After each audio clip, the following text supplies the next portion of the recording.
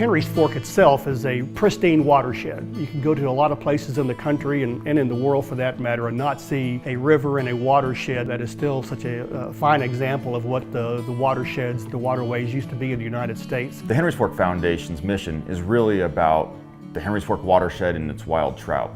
We're the only conservation organization focused solely on those resources. We look at conservation of the watershed, we look at water quality, we look at water quantity, angler access. We've built a reputation based on science. It's not just a handful of biologists out in the river scooping up fish and say, hey, we've got another big one. It's very science-based. I think we've become a focal point for state and governmental agencies to get factual information about this river.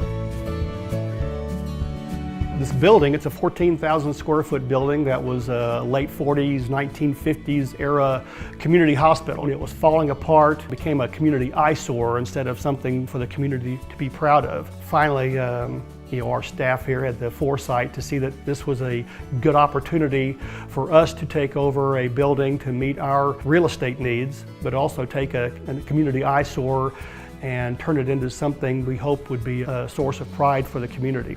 So with the community campus project, the Henry's Fork Foundation was really able to meet some of our core objectives. Building an interpretive center where people can come in and see and feel and understand at a different level what we're doing. Providing a collaborative conference center, a new laboratory, an intern dormitory. These were things that we felt we really needed to move into the next 30 years. This campus really allows us to take the work that we're doing and we kind of say turbocharge it. As far as being well run, for people who should be concerned about where their donation dollars are going, this project's a perfect example of how we've taken something and converted it into a very functional, great looking building. We don't lavishly spend on things. We try to focus our money on hiring good staff and doing good science out on the river. I think it's a very well run organization, and I think people should be confident that their money is going towards the right thing when it comes in here.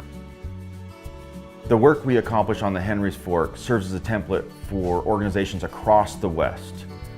And we're just very fortunate to have partners and stakeholders and members that are very passionate about the Henry's Fork and the work we do. We've taken our collaborative efforts and we've transferred those to other watersheds. But the Henry's Fork and the management of the water here doesn't happen in a vacuum. Issues throughout southern Idaho and honestly the whole Columbia Basin affect what happens on the Henry's Fork and this wild trout fishery.